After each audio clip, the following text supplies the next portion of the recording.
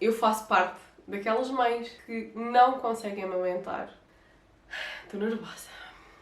Olá, sejam muito bem-vindos para mais um vídeo aqui no canal. E eu finalmente ganho a coragem e venho-vos contar o porquê de eu não poder amamentar. Para quem não sabe, eu tenho 2 filhos, o Mateus que tem 2 anos e meio e a Beatriz que tem 1 ano e meio. Ora, as gravidezes foram maravilhosas e eu tive sempre a certeza que eu queria amamentar. Na minha cabeça eu só tinha 2 certezas, que havia 2 tipos de mães, as que queriam amamentar e as que não queriam amamentar. Eu era aquela mãe que queria amamentar. Sempre achei lindo, maravilhoso, todas as mães que amamentavam os filhos até aos 3, 4 anos, que eles pareciam uns koalas pendurados sempre nos peitos delas. E eu imaginava-me assim, sempre me imaginei. Assim que nasceu o Mateus, eu não sabia nem fazia ideia sequer que havia conselheiras de amamentação, que havia apoio. Simplesmente achei sempre que vou parir, vou amamentar porque eu quero e está tudo bem. Até que o Mateus nasceu e na hora que ele nasceu, a enfermeira tentou pôr ele no meu peito e ele não queria, simplesmente ele era super preguiçoso e eu, ok, está tudo ok, só quero estar a dormir um bocado e vou tentando. Só que eu metia o peito na boca e ele nada, não tinha interesse, não tinha nada. Já na gravidez, toda a gente estranhava e eu depois comecei a estranhar o porquê. Comecei-me a perguntar porquê. Porquê que as minhas mamas nunca ficaram maiores? Porque elas sempre foram muito pequeninas. Apesar da minha estatura, as minhas mamas sempre foram muito pequeninas. Deus não foi muito generoso com as mamas, foi só com o resto. Mesmo com a tentativa de amamentar o Mateus, as enfermeiras faziam uma coisa que eu agora sei que não se pode fazer por N razões. Espremiam o peito para ver se saía alguma coisa. E não saía nada. Elas diziam que poderia ser normal para ir tentando, que ele puxasse e essas coisas todas. Até que lá comecei a conseguir, porque era tudo novo, veio uma enfermeira sempre a ajudar. Até que comecei a ficar super estressada e traumatizada porque elas literalmente apertavam o meu peito, o Mateus não abria a boca, usaram um truque que é muito habitual nas maternidades, que é usar o Aeron. Pelo menos na maternidade que eu tive o Mateus, elas todas tinham Aeron para pôr no meu peito, ele sugava o Aeron e aqueles batatoides para o peito. Mamava muito pouco. E na altura de ter alta, o Mateus foi para o peso e perdeu 10% de peso. E eu, ok, e agora? E veio um pediatra e disse, ele vai ter que ficar cá mais 24 horas e vais ter que passar a dar biberon. Veio uma enfermeira super querida a perguntar-me se eu queria uma máquina de tirar leite para estimular, já que não saía nada, não saía completamente nada, e quanto mais eu estava nervosa, menos saía. O psicológico influencia muito. Claro que quis, a máquina pedi, estava sempre a estimular e não saía uma gota. Eu essa madrugada passei a madrugada super estressada porque eu não queria ter ficado no hospital e porque eu não queria que ele tivesse perdido peso e porque eu não lhe queria estar a dar biberon. Mas era a solução, porque senão poderia haver N consequências se ele não se alimentasse. Pus o meu coraçãozinho de lado e comecei-lhe a dar sempre fórmula. Até que eu vim para casa e continuei-lhe a dar fórmula e tentava-lhe colocar no peito, mas eu já achava isso tão frustrante. Era cansativo, mas era tão frustrante. Pô-lo no peito e ele não pegava. Não pegava. Lembrando também que eu tenho mamilos invertidos, mas isso não quer dizer nada. Simplesmente era preciso só um truque e saber como é que haveríamos de ali movimentar a coisa para ele conseguir pegar. Porque a dificuldade maior no Mateus foi também ele conseguir pegar. E o que é que aconteceu? Rendi-me à fórmula. Era a forma que eu não ficava estressada, que eu conseguia descansar, conseguia dormir e pronto. Mateus ficou só com fórmula. Até que aos 6 meses fica grávida da Beatriz e eu, agora é que é? Agora eu vou procurar ajuda, vou procurar quem saiba para eu conseguir amamentar a minha filha. Fui à procura de uma conselheira de amamentação, tive aulas com ela, até que a Beatriz nasceu. A Beatriz nasceu e a Beatriz não pegava no meu peito. Mas como eu já sabia os truques, já me tinham ensinado os truques, ela conseguiu pegar. Eu fui sempre acompanhada pelo telefone desde a hora que a Beatriz nasceu. Mandar fotos, mandar vídeos, explicar tudo, apoio psicológico de não te rendas às enfermeiras, não dês fórmula, descontrai, relaxa, para que o leite também consiga ser produzido. E realmente a Beatriz notava-se que ela engolia, mas nunca foi aquela bebê que enchia as bochechas. Foi uma bebê que fazia cocó e xixi, isso era bom. E na altura da alta, a Beatriz esteve em riscos de ficar no hospital. Estava quase com o limite de peso que o bebê perdeu. Foi uma carrada de enfermeiras, ver se ela pegava bem. A Beatriz pegava otimamente bem. Eu consegui que ela fizesse uma pega boa.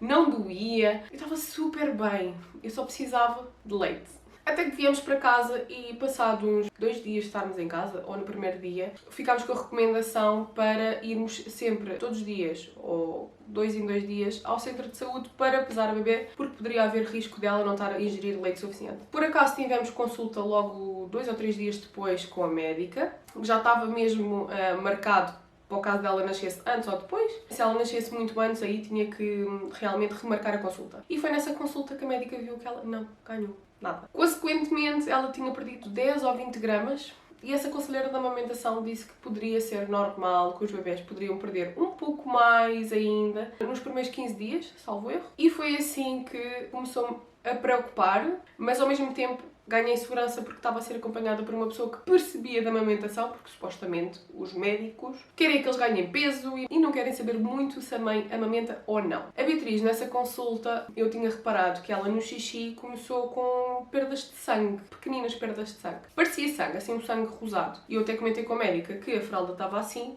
e ela disse, vai já para a urgência. Fui para a urgência e eu... Deus, o que está a acontecer? O que é que eu estou a fazer à minha filha? Eu fui tão mal atendida que a médica disse, pois, a sua filha tem isso na fralda porque você não tem leite. Foi assim que ela me disse. E uma mãe que está aqui na luta, à espera que a bebê beba o leite suficiente e ela diz-me isto. O que é que ela foi fazer? Pegou num biberon inteirinho. Primeiro, ela disse para eu dar. Eu fui dar e a Beatriz começou a ficar aos vómitos, mas pelos vistos é porque ela estava a fazer confusão de bicos, mas a Beatriz bebeu aquilo tudo. Só que a Beatriz ficou tão mal disposta, ficámos internadas. Ficámos um dia inteiro internadas. Cada 3 horas tínhamos que dar um biberon daqueles inteiros. Até que foi um bocadinho negligência médica, não sei se é assim que se diz, mas no final do dia a Beatriz tinha quase engordado 800 gramas e supostamente pesámos ela a seguir a uma medida de biberon. Portanto, sempre que eu dava ao peito vinha uma enfermeira ver se ela estava a mamar bem, toda a gente dizia que sim, vinha auxiliares a dizer, pois, ela está a mamar bem. Ela está a pegar bem. Pode ser que isto tenha sido só os primeiros dias, você ainda se calhar não está bem relaxada. Pronto. Conclusão, saímos de lá com a Beatriz, que engordou 800 gramas. Fomos para casa com receita para fórmula. Eu, como não queria desistir, falei com o Miguel e disse, não, nós vamos procurar outra conselheira de amamentação. Eu já conheci uma enfermeira em que ela dá até aulas online, em que eu paguei 200 euros, que os 200 euros era em relação a 2 consultas, 2 acompanhamentos. Fizemos a primeira consulta, foi apenas uma que eu fiz, infelizmente. Ela pediu umas fotos do meu peito, explicou-me tudo o que se poderia passar e a maneira correta de estimular o leite, visto que ela ingeria pouco leite. Enviou-me 2 seringas e uma... não sei o nome daquilo, mas é uma coisa que normalmente se faz também os coisas gástricos, tipo um fiozinho, em que basicamente nós colocamos com um adesivo esse fiozinho encaixa numa seringa e ela vai sugando o fio diretamente no bico da mama e o leite vem da seringa e não vem do peito. Mas ao estimular o bico, o corpo entende que tem que produzir leite. Basicamente é isto, não sei bem se eu expliquei muito bem. E foi assim, ela até me disse para eu comprar uma bomba de leite, fui comprar uma bomba de leite para estimular ainda mais. Ela indicou-nos uma fórmula de estimular ainda mais para que o cérebro entenda também que tem que produzir leite. É tipo como se fosse um choque para que a mama também perceba, tipo, bora lá que temos aqui um bebê que quer alimento. Eu enviei-lhe as minhas fotos das minhas mamas. Na consulta tinha dito que haveria uma percentagem de mães, pequenina percentagem de mães, acho que era 2 ou 3% de mães que não conseguiam amamentar. E quem é que faz parte desses 2 ou 3%? Eu. Quem tem mama com hipoplásia mamária não consegue produzir leite suficiente. Basicamente, uma má formação da mama em que não tem glândulas suficientes para produzir leite. Não há fórmula milagrosa, mesmo com a medicação que ela me receitou. Receitou-me uma medicação para as mães que são adotivas e querem amamentar. Assim, do nada, começa a vir leite. Para vocês terem noção, foi a primeira vez na vida que eu consegui ter 30 ml de leite. 30! E tive 1 hora a tirar, para vocês terem noção. Além de beber água, alimentar, não dá, não existe produção suficiente. Eu faço parte daquelas mães que não conseguem amamentar Ou seja, aquilo que eu dou é muito pouco que alguma criança se consiga alimentar só do meu leite. Isto custou muito saber. Ainda consegui estar a dar mama porque a Beatriz pegava. O pouco que ela bebia eu dava 2 meses, ou 1 mês e meio, 2 meses, e depois era tão exaustivo saberes que o teu corpo não consegue produzir o suficiente, que não podes fazer muito mais. Acabei por desistir, porque eu já estava a sentir-me tão mal psicologicamente, tão mal, por N razões. Quem amamenta sabe que amamentar é preciso mais dedicação. Eu, como fiquei em casa com os 2 bebés, era quase impossível estar a estimular e a dar e depois dar biberon. Basicamente impossível. Eu comecei a ficar depressiva, até que eu cheguei a uma altura e disse: pronto, se calhar não há mesmo nada a fazer, eu já consegui amamentar o tempo que eu consegui. E já que não tenho essas condições para amamentar, vamos para as condições mais fáceis e vamos para a fórmula. Digamos que isto foi um processo que demorou, ou seja, a Beatriz tem 1 ano e meio, eu demorei 1 ano e pouco a conseguir vir falar e expressar todos os meus sentimentos em relação a isto, porque é uma coisa que mexe muito comigo. Não sei se vocês sabem, eu tenho vontade de ter mais um filho pelo menos, e agora tenho a certeza que não vou querer amamentar, porque não dá. E se não dá, temos que encarar isso de frente, e já tive a experiência que chegue de suficiente e eu não quero passar pelo mesmo de ter que levar o meu filho para o hospital, ter que ficar internada com o meu filho no hospital, ter que estar angustiada depois do parto, saber se o bebê vai beber o leite suficiente para termos alta. Não quero. Portanto, se eu tiver um próximo filho, se tiver, eu não vou querer amamentar. Agora sei as condições que eu tenho. E poderia ter evitado muito mais se eu tivesse tido um diagnóstico médico, porque os médicos viam, as enfermeiras viam e diziam que estava tudo bem, só não conseguia produzir por causa da minha cabeça. Ninguém dizia que era das mamas, ou ninguém sabia, pronto. E pronto, foi um processo que mexeu bem comigo, porque às vezes não basta a gente querer, ou queremos muito, é preciso saber se podemos ou não. Eu pensava que a amamentação ia ser feliz na minha maternidade e não foi.